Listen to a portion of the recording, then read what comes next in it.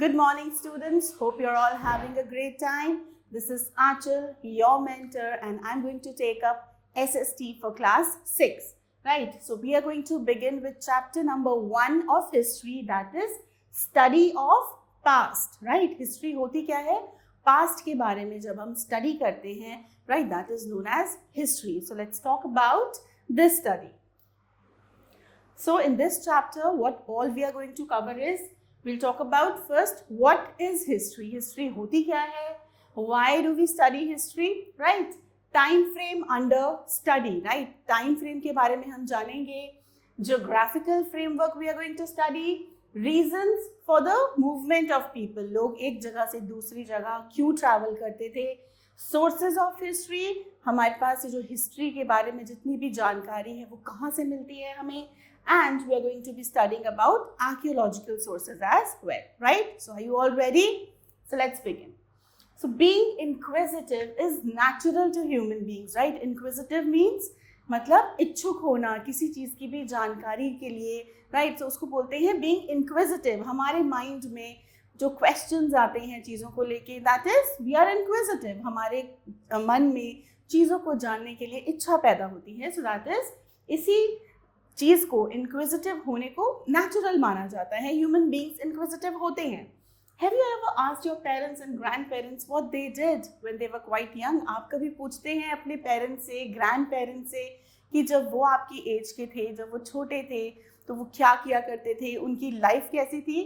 Right, so I know आप पूछते हैं, and that is the nature of human beings. We all are inquisitive, we like asking questions. So let's first learn about what is history. History is a chronological account of the events that happened in the past in the sequence of occurrence, right? Chronological event means जैसे जैसे वो events होते गए in the sequence of their occurrence, उसको chronological order बोलते हैं, right? So history is एक ऐसी हमारे पास एक record है जो sequence में given है.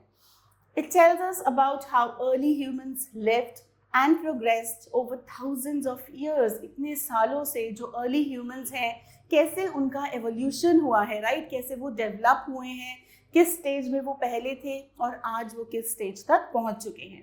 So that all we are going to study under history. History also studies how our past affects the way we live now, right? हमारा जो past है उसका हमारे present पर क्या effect है, that also we are going to study here. So next we study about why do we study history? ऐसी क्या ज़रूरत है, हम history पढ़ते क्यों हैं? So history is important as it helps us understand how human beings have evolved over a period of time, right? आज जिस हम stage पर हैं, पहले ऐसे नहीं थे, right? Human beings भी पहले ऐसे नहीं दिखते थे. So वो evolution कैसे हुआ है, किस stage से हम आज इस stage तक पहुँचे हैं, कैसे development हुआ है, to know that we need to study history. It tells us how humans discovered and invented various things. जो आज हम चीज़ें use कर रहे हैं, they have not always been in use. वो पहले ऐसे नहीं थी. हम लोग के पास बहुत कम साधन थे ट्रांसपोर्ट के, और एजुकेशन के. बहुत सारी ऐसी चीज़ें हैं जो आज हम यूज़ कर रहे हैं, वो पहले टाइम में बिल्कुल नहीं थी. सो वो कैसे धीरे धीरे इन्वेंट हुई हैं, डिस्कवर हुई हैं. For knowing all that, हमें history पढ़नी पड़ती है. For example, how humans evolved from living in caves to living in moon. आज human beings चांद तक पहुंच गए हैं. We all know that, right? लेकिन एक टाइम ऐसा भी था when human beings they used to live in caves, जो natural गुफाएं हैं वहाँ रहा करते थे. उनके पास अपने घर भी नहीं हुआ करते थे. So there has been a tremendous progress, tremendous development in the human life. So for knowing all that, we study history. It tells us how cultural, social and scientific development took place. History की मदद से हमें पता चलता है कैसे हमारा जो culture है, right, वो कैसे develop हुआ है, हमारे जो social development है, right, जैसे society में लोग हैं, उनके behavior में कैसे development हुई है, and also developments in the field of science, right? Science ने कितनी तरक्की की है. For knowing all that, yes, we need history. It tells us how people explored the world by traveling over thousands of kilometers on land and on water without any maps और navigational tools. So children, can you imagine these days, आज के time में, can you imagine going to any place without your GPS, without your navigation tools? No, it's quite hard. But there was a time when our ancient people, they used to explore.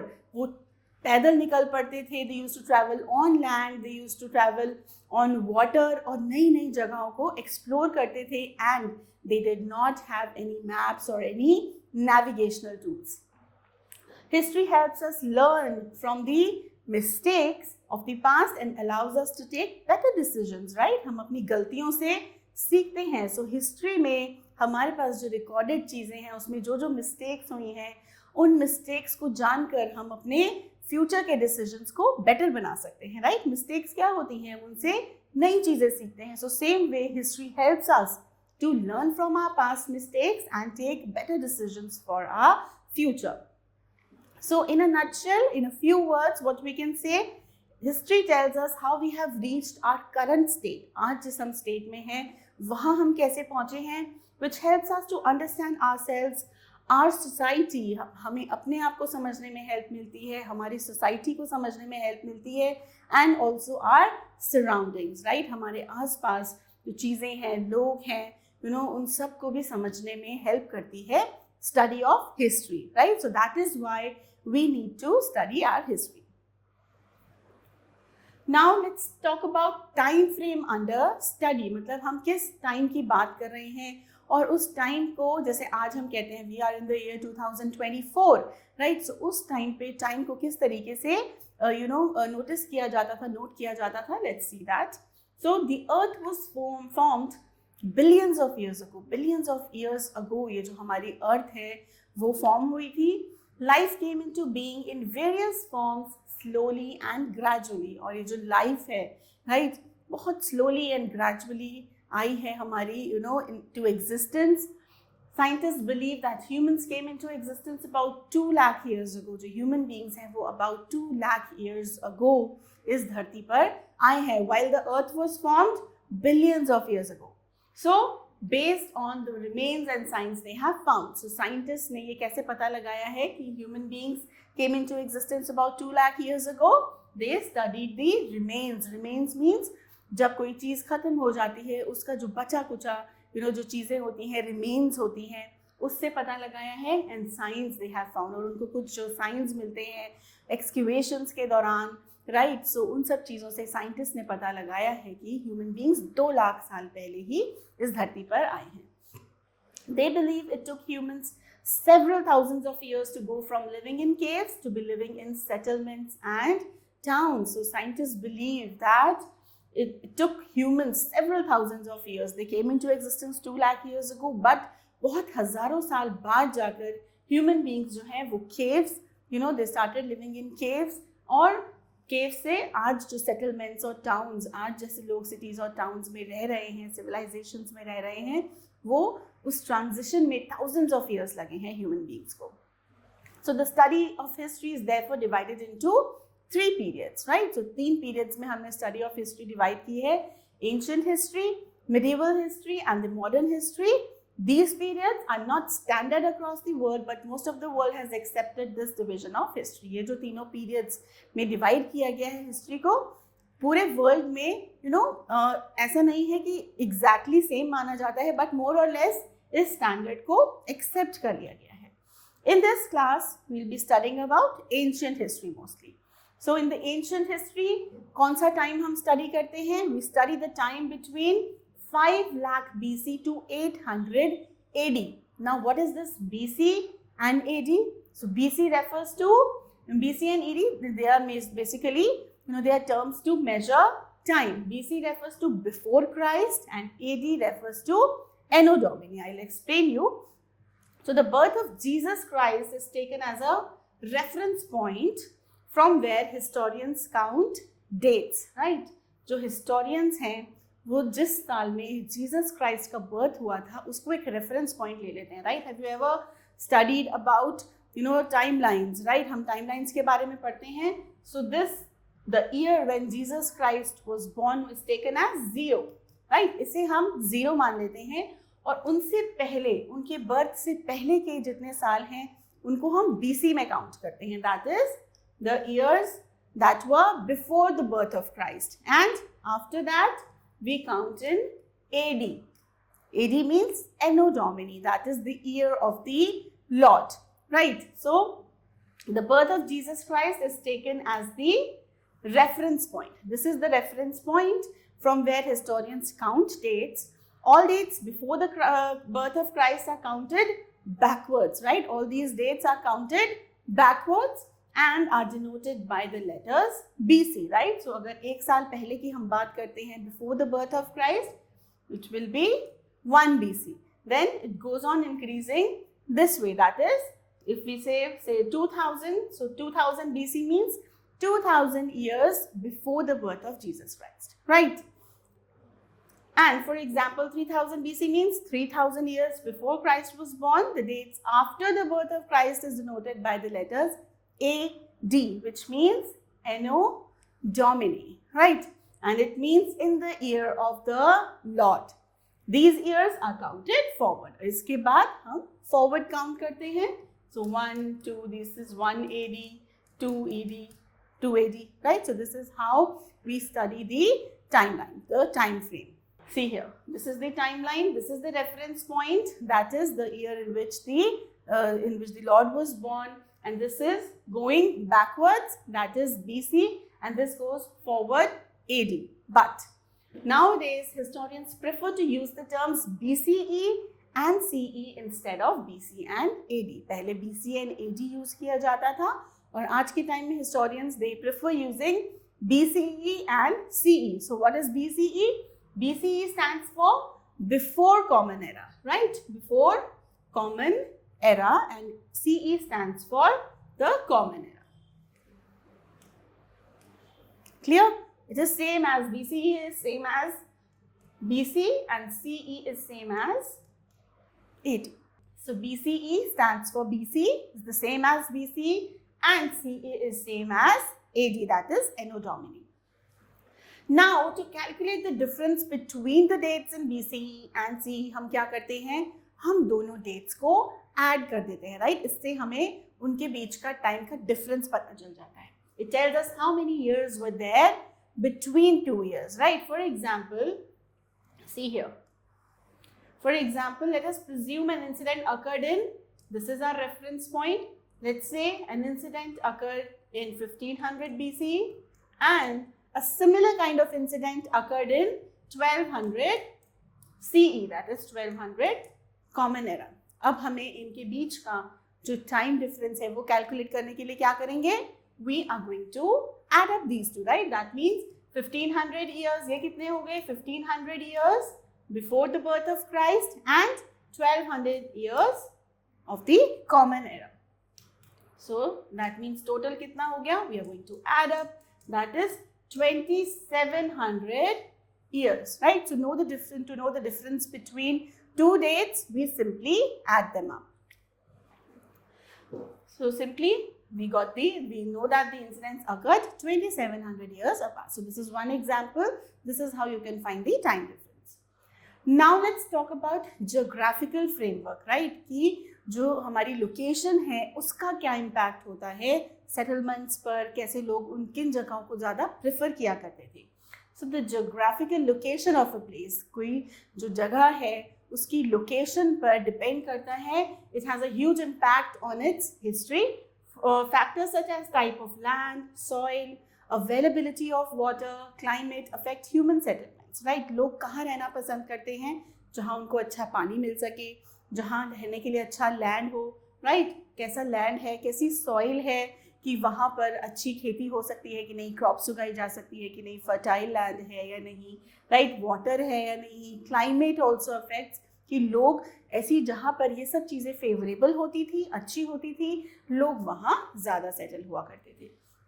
Generally people prefer to live in areas where environment is favorable for living, right? Everybody likes to live in favorable conditions. The same thing happened with our ancient people. In India, humans first settled on the banks of the three big rivers, Indus, Ganga and the Brahmaputra, right? India में जब settlements बननी start हुई, लोगों ने settle करना शुरू किया, तो सबसे पहले लोग कहाँ आकर रहे? On the banks of 3 big reverse, बड़ी बड़ी जो हमारी 3 नदियाँ हैं, इंडस, गंगा एंड ब्रह्मपुत्र, उनके किनारे लोगों ने सेटल होना स्टार्ट किया. Mighty kingdoms, mighty means strong, and big kingdoms like Magad, right? Magad was a very big empire.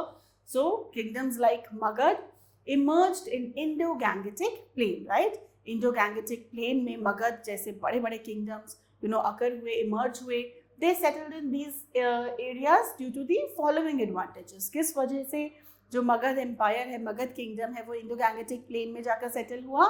Because of fertile land. वहाँ जो लैंड था वो बहुत फर्टाइल था, यानी उपजाऊ था. वहाँ क्रॉप्स बहुत अच्छी हुआ करती थी.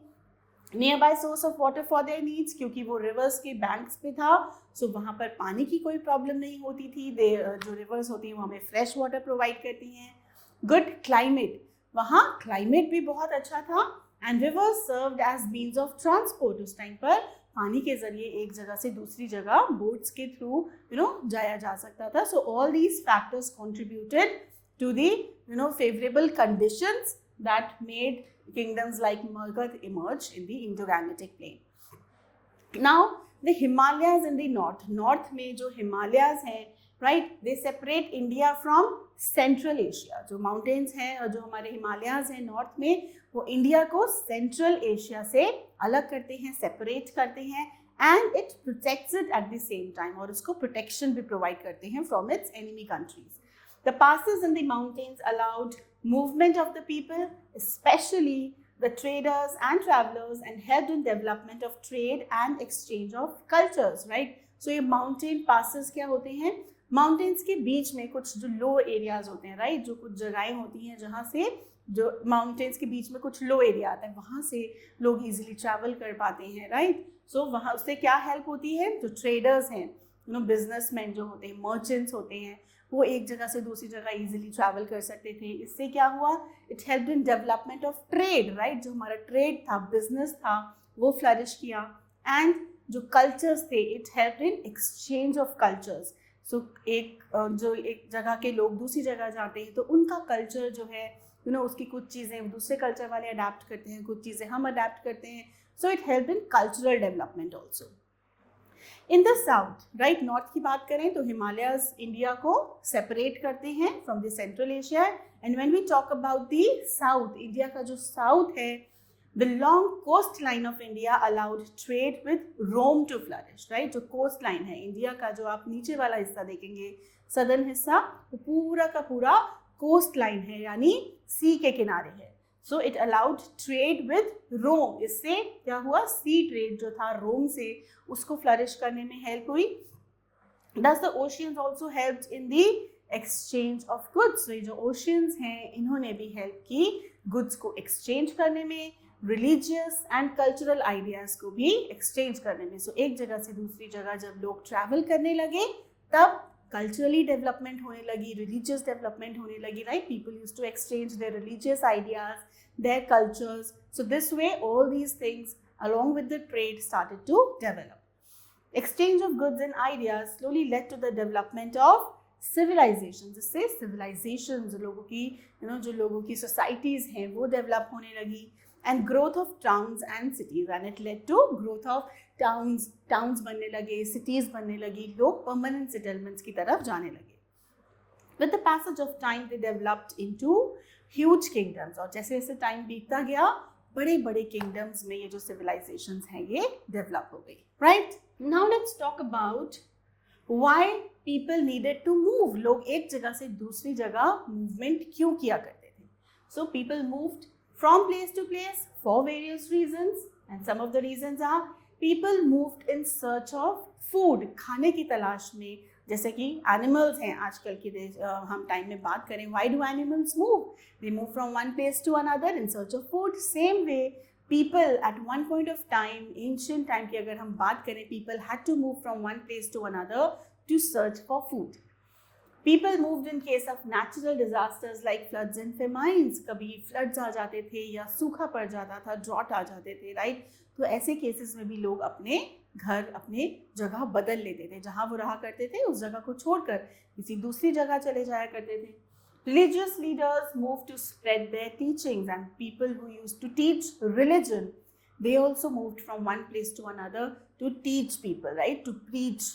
That is why these religious leaders, they used to move from one place to another to spread their preachings. Traders moved to sell their goods to far off places, और जो traders थे, businessmen थे, merchants थे, वो एक जगह से दूसरी जगह travel करते थे to sell their goods. Kings sent their armies to conquer lands, और जो kings थे, right, वो दूसरी जगहों को, दूसरे lands को acquire करने के लिए they used to send their armies for battle, right, to conquer the other lands. And people traveled to discover new lands also, like people एक जगह से दूसरी जगह travel करते थे नए नए lands को discover करने के लिए. So these are all the reasons why people moved from one place to another. All this helped in the exchange of ideas and mixing of people and cultures. Again, whenever people used to go from one place to another, जब लोग एक जगह से दूसरी जगह जाते थे, so क्या mix होता था? Cultures mix होते थे, religions में development होती थी, right? So all these led to exchange of ideas. लोगों के जो ideas थे, views थे, वो भी एक दूसरे तक पहुंचने लगे, right? So बहुत सारी developments हुई because of this exchange of ideas and mixing of cultures and people, right? Now let's see what are the sources of history. हमें आज तक जो भी history के बारे में पता है, वो उसका source क्या है, right? वो हमें पता कहाँ से चलती है. So history is formed on the basis of things which are remnants of the past, right? जो past है हमारा, बहुत पुराना time जो एक था, उसका जो remains हैं, right? उसको study करने से हमें history के बारे में पता चलता है. Many types of specialists from different fields of work help in understanding history. बहुत सारे फील्ड्स के जो स्पेशलिस्ट होते हैं वो सब मिलकर हमें इस हिस्ट्री के बारे में बताते हैं. फर्स्टली आर्कियोलॉजिस्ट वो क्या करते हैं? Archaeologist recover objects by digging them out from the sites that are buried under the earth, right? इतने टाइम में क्या होता है, कितनी सारी सिटीज़ हैं, साइट्स हैं जो ज़मीन के अंदर दब चुकी हैं, राइट? सो आर्कियोलॉजिस्ट का काम क्या होता है? इन साइट्स को एक्सकेवेशन के थ्रू, डिगिंग के थ्रू इनको खोद कर बाहर निकालते हैं इन चीज़ों को, और इन चीज़ों को स्टडी किया जाता है. दूसरे स्पेशलिस्ट इनको स्टडी करते हैं और हमें इंफॉर्मेशन प्रोवाइड की जाती है. सो बेसिकली आर्कियोलॉजिस्ट का काम क्या है? चीज़ों को डिग करके इन आर्कियोलॉजिकल साइट्स को, हिस्टोरिकल साइट्स को निकालना. These objects are chemically tested by scientist to a process called carbon dating. अब राइट, जो आर्कियोलॉजिस्ट ने जो सामान खोद कर निकाला, अब साइंटिस्ट क्या करते हैं? They study these objects and by the process of carbon dating. And carbon dating से हमें क्या पता चलता है? उन ऑब्जेक्ट्स की एज पता चलती है. क्या होता है कार्बन डेटिंग के अंदर? क्या होता है, जैसे कोई भी ऑर्गेनिजम्स हैं वो आइसोटोप्स ऑफ कार्बन होते हैं, राइट, जो एयर में प्रेजेंट होते हैं. सो जो लिविंग ऑर्गेनिजम्स हैं वो कार्बन 14 नाम का एक आइसोटोप होता है जिसे एब्जॉर्ब कर लेते हैं, राइट. अब क्या होता है, जैसे ही वो ऑर्गेनिज्म की डेथ हो जाती है, मर जाता है, तो ये जो कार्बन 14 है ये एक नोन रेट पर डीके होना शुरू हो जाता है, right. It starts decaying at a specific rate that is known to the scientist. अब साइंटिस्ट क्या करते हैं, जब उन्हें कोई पुरानी चीज मिलती है, they do the carbon dating, that is वो उस कार्बन 14 का जितना अमाउंट बचा होता है उससे पता लगा लेते हैं कि ये कितनी साल पुरानी चीज है, because that carbon 14 must have decade at a known rate. उससे पता चल जाता है कि उसकी क्या एज है, and that is known as carbon dating, right. So archaeologist ने खोदा, साइंटिस्ट जो है उन्होंने कार्बन डेटिंग से उसकी एज पता लगाते हैं. Sociologists then connect things recovered in similar times and locations to see the connection between them and help us understand how things probably happened in those times. So जो sociologists होते हैं, जो human behaviour को, right, उनके connections को, उनके interactions को study करते हैं, वो पता लगाते हैं कि जो सिमिलर काइंड्स ऑफ चीज़ें मिलती हैं उसी टाइम के दौरान, उनको कनेक्ट कर कर वो हमें ये चीज़ सम अप करके बताते हैं कि how things probably happened in those times, कि क्या हुआ होगा उस टाइम पीरियड में, राइट. सो ये सब चीज़ें, ये सब मिलकर हमें बताते हैं. एंड देन हिस्टोरियंस क्या करते हैं? They record the history in a systematic manner. वो जो सारा कुछ जो इन्फॉर्मेशन आर्कियोलॉजिस्ट ने, साइंटिस्ट ने, सोशोलॉजिस्ट ने जितनी इन्फॉर्मेशन गैदर की है, हिस्टोरियंस उसको रिकॉर्ड करते हैं in a systematic manner so that people could read and understand the past. तो ये काम होता है historians का सब कुछ रिकॉर्ड करना in a sequential manner, in a chronological manner, so that people can read that and understand their past, right? So scientists believe that humans originated from animals. Scientists का मानना है कि आज जो human beings हैं वो एक टाइम पर animals थे. That is, animals he evolve होते होते, develop होते होते human beings बने हैं. One wonders how they talked among each other, how they live together. हम सब सोचते हैं ना कैसे ये animals एक दूसरे से बात करते होंगे, एक दूसरे के साथ कैसे रहते होंगे. How languages were formed. ये जो आज हम बात कर पा रहे हैं, how I'm able to explain things to you, you know, वो languages कैसे develop हुई थी. Who was the first person? ये कैसे धीरे धीरे ये languages develop हुई जिससे हम अपने views को express करने लगे. And how they learned to write, और उन्होंने लिखना कहाँ से सीखा. So all these questions, they do come to our mind, right? So to study history, we have to take the help of various sources. हमें history को पढ़ने के लिए बहुत सारे sources की help लेनी पड़ती है. It is with the help of these sources that we can form a clear picture about our past. Sources that are used to study history are broadly divided into 3 categories, right? 3 type के sources हैं जिनसे हम history के बारे में जान पाते हैं. Firstly, there are literary sources, यानी जो written sources हैं. Then आर्कियोलॉजिकल, जो हमें डिग करने के बाद, खुदाई के बाद हमें जो चीज़ें मिलती हैं उनको स्टडी करने से कुछ चीज़ें हमें हिस्ट्री के बारे में पता चलती हैं. And then there are accounts of foreign travellers, जो फॉरेन से जो ट्रैवलर्स, बाहर से कुछ ट्रैवलर्स हमारे देश में आए, या उन्होंने जितनी चीज़ों के बारे में देखा, उन्होंने सब कुछ नोट डाउन किया अपनी बुक्स में. सो उनकी बुक्स को, उनके अकाउंट्स को पढ़कर भी हमें हमारी हिस्ट्री के बारे में पता चलता है. So now let's study about these sources in detail. So first we are going to take up the literary sources. Literary sources are written records. जितने भी written records हमारे पास हैं वो सब आते हैं literary sources के अंदर. Before the invention of paper, people used to write on the bark of the birch tree or palm leaves. So paper तो invent हुए ज़्यादा टाइम नहीं हुआ. So पहले के बारे में हमें कैसे पता चला, उससे पहले के टाइम के बारे में लोग लिखा करते थे.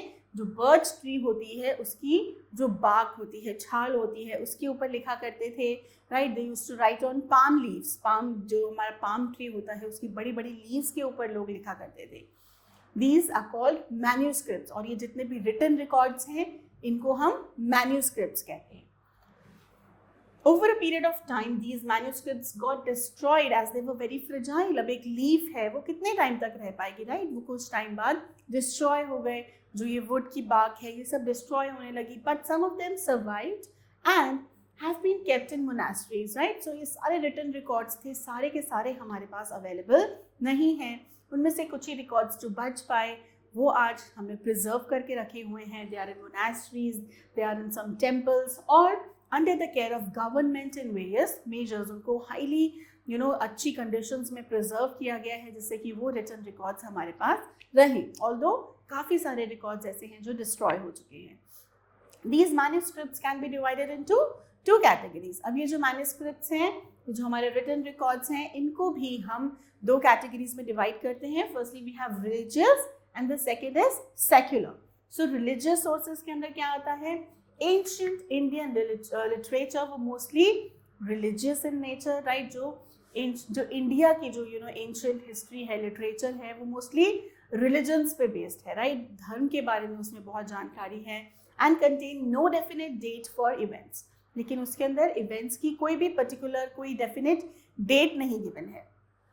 but they provided a wealth of knowledge about our ancient society. लेकिन ये जो है बहुत एक भंडार है नॉलेज का. It provides wealth of knowledge of about our ancient history, ancient society we can से.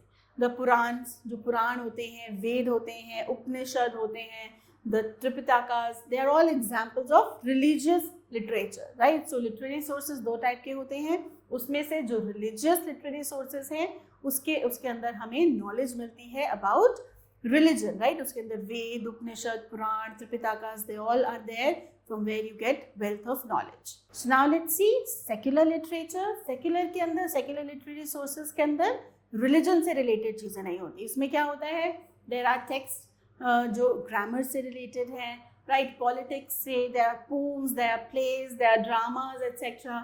For example, चाणक्य ने जो अर्थशास्त्र लिखी थी उससे हमें क्या पता चलता है, अर्थशास्त्र tells us about the administrative system of Mauryan Empire, Chandragupta Maurya के टाइम पे, राइट? क्या उनकी एडमिनिस्ट्रेटिव सिस्टम था, पॉलिटिकल सिस्टम कैसा था, इकोनॉमिक सिस्टम कैसा था, कैसे मैनेजमेंट किया करते थे, all that we can know about from the Arthashastra that is written by Chanakya, right? Then we have Panini's grammar, Panini की ग्रामर है, संगम लिटरेचर जिसको पढ़कर हम जो हमारे किंग्स हैं उनके हीरोइक डीड्स, उनके सबके बारे में, लाइफ के बारे में जान सकते हैं.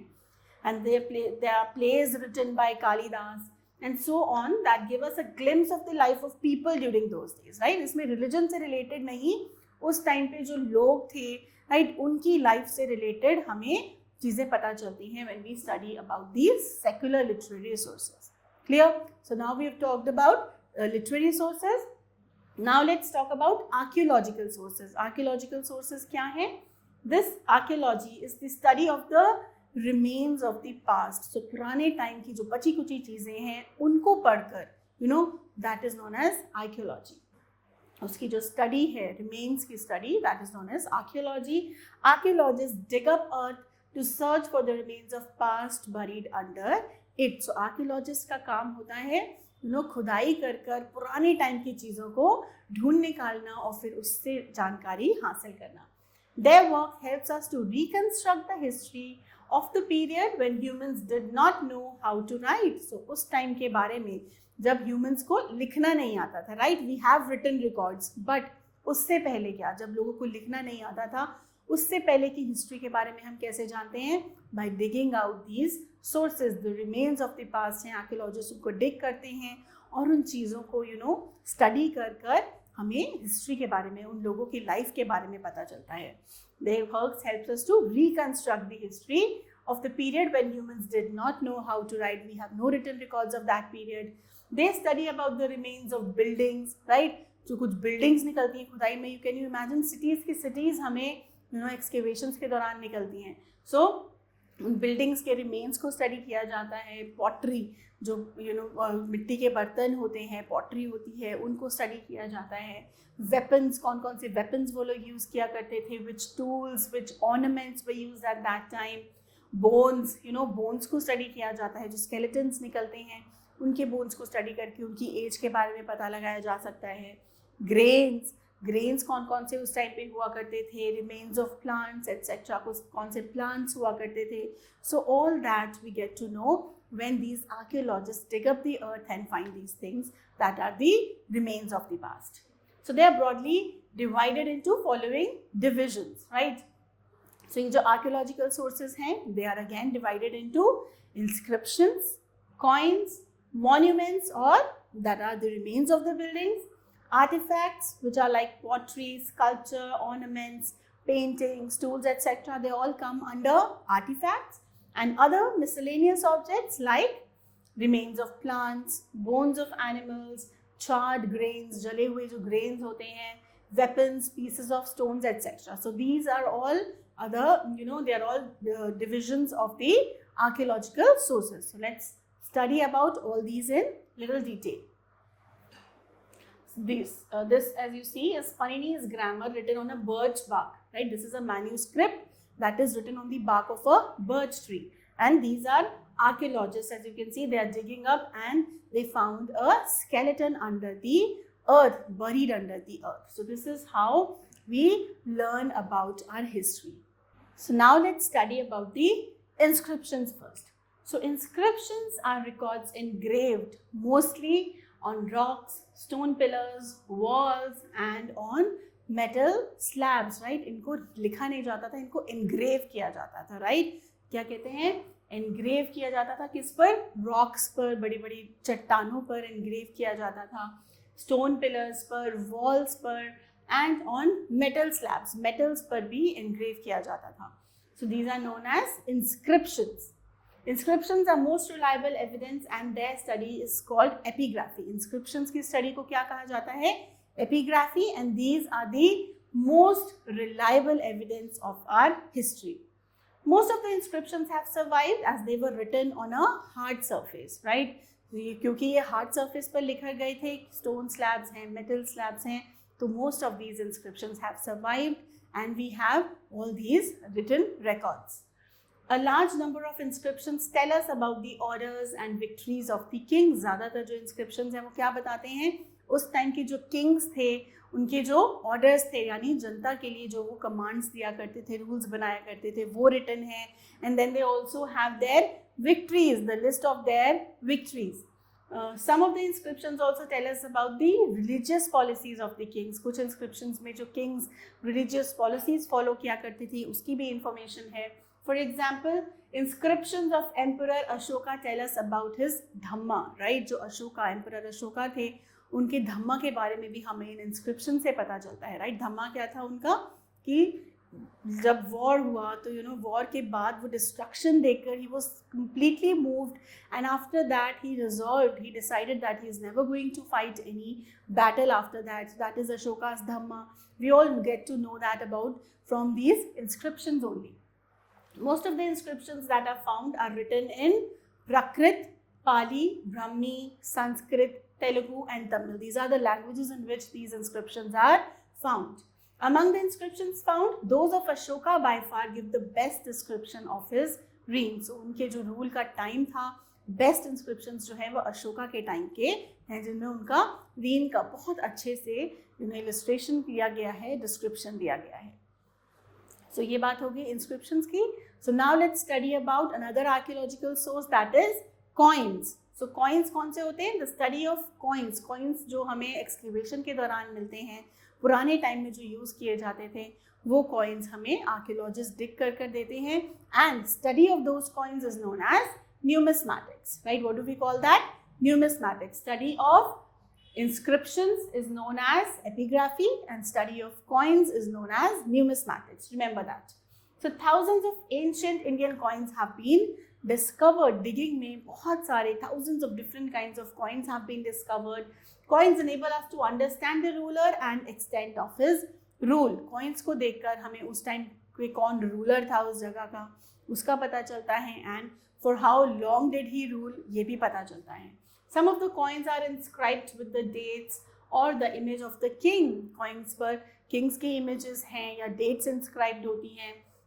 Metals used in the coins tell us about the economic condition of the particular empire and their knowledge of metallurgy, right? जिस जो coins उस टाइम पर find किए जाते हैं, जिस टाइम पीरियड के वो हैं, उनको स्टडी करके ये भी पता लगता है कि उस टाइम पे इकोनॉमिक कंडीशंस क्या थी उस एम्पायर की, राइट? कौन सा मेटल यूज़ किया गया है, उससे देखकर ये पता चल जाया करता था. And also it told us about the knowledge, their knowledge of metallurgy, कि उनको मेटलर्जी की कितनी नॉलेज थी उस टाइम पे. मेटलर्जी मीन्स ये जो मेटल्स हैं इनको हम कहाँ से एक्सट्रैक्ट करते हैं? ओर्स से, उनके ओर्स से, जो रॉ रॉक्स होती हैं वहाँ से हम इनको एक्सट्रैक्ट करते हैं. और इस प्रोसेस को जिसमें ओर्स से मेटल्स को एक्सट्रैक्ट किया जाता है उसको मेटलर्जी कहा जाता है. सो उन कॉइन्स के मेटल्स, कौन से मेटल्स यूज़ किए जाते हैं, उनसे हमें उस टाइम पे उन लोगों को कितनी नॉलेज थी मेटल्स के बारे में, मेटलर्जी के बारे में, वो भी पता चलता है, right? So these coins also tell us a lot about the history. Now let's study about the monuments. Buildings of historical importance are called monuments. They tell us about the period in which they were built, right? जो buildings हैं, जो पुराने monuments हैं, बड़ी बड़ी buildings हैं, उनको भी पढ़कर उनसे भी पता चलता है कि कौन से पीरियड में वो बनाई गई हैं. They inform us about the social life, religious beliefs, उस टाइम पे लोग कैसे रहा करते थे, सोसाइटीज़ के बारे में, क्या उनके रिलीजियस बिलीव्स थे, किस रिलीजन में वो लोग बिलीव किया करते थे. देयर कल्चर, उनके कल्चर के बारे में बहुत इंफॉर्मेशन मिलती है by studying these monuments. And the knowledge of science of the people of the period in which the monuments were built, कि जिस टाइम पर वो मॉन्यूमेंट बनाया गया है, लोगों को उस टाइम पर साइंस की कितनी नॉलेज थी, ये सब पता चल जाता है when you study these monuments. Temples, forts हैं, पुराने टेम्पल्स हैं, पैलेसेस हैं, बहुत बड़े बड़े राजाओं के पैलेसेस हैं पुराने. Stupas and monasteries, they make the past come alive. When you go and study these monuments, you will see the past come alive in front of you. आपको ऐसा लगेगा जैसे पुरानी चीज़ें सब आपके सामने आकर खड़ी हो गई हैं. And you get to know a lot about the lives of the people that used to live in that period of time. And you can study this. This is another archaeological source. So this is an inscription that is written on a stone slab, right? Stone slab पर ये inscription लिखी गई है, and most of these have traveled, या खराब नहीं हुई हैं. We have most of them. Then these are some of the ancient Indian coins, right? And here you see these are monuments, some monasteries, stupas, सब ये जो जितने भी हमारे जो monuments हैं इनको study करके भी हम उस टाइम पे लोगों की लाइफ के बारे में पता लगा सकते हैं, right. Next we have is artifacts. Artifacts के अंदर क्या आता है? Pottery, ornaments and all. So the objects that humans made in the past, लोग कौन से ऑब्जेक्ट्स बनाया करते थे उनको भी स्टडी कर कर हमें उनके बारे में बहुत कुछ पता चलता है. सो the objects that human made in the past, like pottery, कौन कौन से वो मिट्टी के बर्तन बनाया करते थे. टूल्स कौन से वो बनाते थे, उनके टूल्स जो है वो भी हमें खुदाई में मिलते हैं, उनको स्टडी कर हमें बहुत कुछ पता चलता है. Then we study the ornaments that they made, जो ज्वेलरी, जिस टाइप ऑफ ज्वेलरी वो पहना करते थे. Metal objects, jewellery and weapons are called artifacts. So all these things, जो वेपन्स होते थे उनके, जो उनको कुछ लड़ाई करने में या हंट करने में टूल्स थे, हेल्प करते थे. So all these things come under the artefacts. They are found by archaeologists in the course of excavation. ये digging के दौरान ही ये सब चीज़ें मिलती हैं जिन्हें study किया जाता है. They give us vital clues to the past. That means they give us valuable information about the people that lived in that period of time. Clear? So now we have covered artifacts also. And lastly we have accounts of foreign travelers, right? बाहर से जो लोग आए थे उनके जो books थी, उन्होंने जो accounts लिखे यहाँ पर आकर, उनको पढ़कर भी हमें हिस्ट्री के बारे में बहुत कुछ पता चलता है. So a great deal of our knowledge of ancient history is supported by the writings of travellers. जो ट्रैवलर्स यहाँ पर आए, उन्होंने जो उसके बारे में लिखा, उसको पढ़कर भी हमें बहुत कुछ पता चलता है. Firstly we have Indica. Indica, it was written by Megasthenes and it gives us valuable information on the Mauryan empire. So Mauryan empire के बारे में इंफॉर्मेशन अवेलेबल है in Indica, that was written by Megasthenes, who was a foreign traveler. Accounts of Huanshan and Fa Hien tell us about the socio-economic and religious situation in India in 5th and 7th century CE. Right? So जो Huanshan थे वो 5th century इसी 5th century में यहाँ पर आए थे India में, and Fa Hien he came in 7th century. और उनकी राइटिंग्स जो है, उनके जो बुक्स हैं, अकाउंट्स हैं, उनको पढ़कर you get to know about socio economic, right? उस टाइम पर कैसे सोसाइटीज़ कैसे थी, क्या उनके रिलीजन्स फॉलो किया करते थे, इकोनॉमिक कंडीशंस कैसी थी उस टाइम पर, क्या रिलीजियस सिचुएशन थी. All that you get to know through those accounts of these foreign travellers. The study of history makes us understand our present better in a manner that we do not repeat our past mistakes. So most importantly, we need to study history so that we do not repeat those mistakes and we learn from those mistakes and make better decisions for our future, right? So we have covered our first chapter. This is the glossary. You can go through these words. I've already explained to you. Please go through this. Let's have a quick review of the chapter. History is the study of the past. It is divided into prehistory, where उस time की बात की जाती है. Prehistory means when of that time जिसका हमारे पास कोई written records नहीं है. Then proto-history, that is we have very few written records of that time. And then history, जिसके हमारे पास ample written records हैं. So these are this is how the history is divided. Now the history of India is influenced by its geography, right? Geographical location पर depend करती है. It is influenced, India की जो history है वो उससे influence है. The first civilization emerged in the fertile valley of river Indus. जो पहली civilization थी वो कहाँ emerge हुई थी? Around the fertile valley of river Indus. Archaeological and literary sources are the two main sources of history. And inscriptions, monuments, artifacts, art coins, they are all archaeological sources. And literary sources, they are divided into religious and secular sources, right? So, covered everything. Now, let's test our understanding and answer these questions. So, we have to darken the circle of correct option in the OMR sheet. I'm going to give you the right answer. What you are going to do, you are going to darken the correct option, जिसका जो भी correct option है उसका circle you will completely fill. First one is Huinsang, the Chinese pilgrim, arrived in India. Huinsang कब आए थे? He came to India in 5th century CE. That's right. So B is the correct option. You fill the circle completely, right? So this way you are going to fill this OMR sheet completely. Now number 2 says the Himalayas in the north separates India from Central Asia. That's right. Now humans originated from, humans किससे originate किए माने जाते हैं? From animals.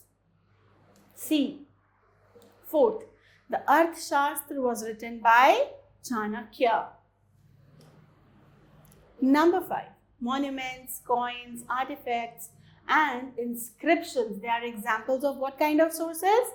Yes, archaeological sources. Right? Now let's come to question B, that is fill in the blanks. We are given options here. We have to find our correct option and fill in these blanks. The birth of Dash is taken as the reference point from where historians count dates. तो किसके birth को reference point माना जाता है? The birth of Jesus Christ, right?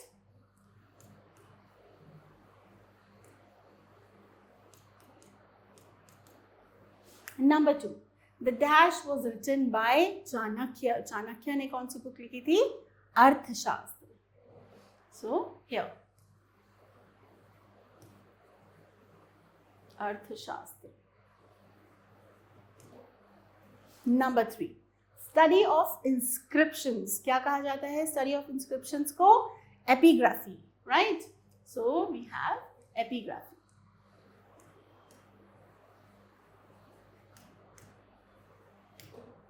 Number 4, inscriptions of King Dash tells us about his Dhamma. So कौन से king के inscription से धम्मा के बारे में पता चलता है? King Ashoka. Very good. Now number 5, most of the inscriptions are written in which languages? Pali, Brahmi, Prakrit. Pali, Brahmi and Prakrit languages. Number 6, metals used in the coins tell us about the economic condition of a particular empire. यानी कि उनकी आर्थिक स्थिति कैसी थी, कितना पैसा था उनके पास. We all get to know about that from the coins used in that period. Number 7, Dash was written by Megasthenes. Megasthenes ने कौन सी book लिखी थी? Indica, right?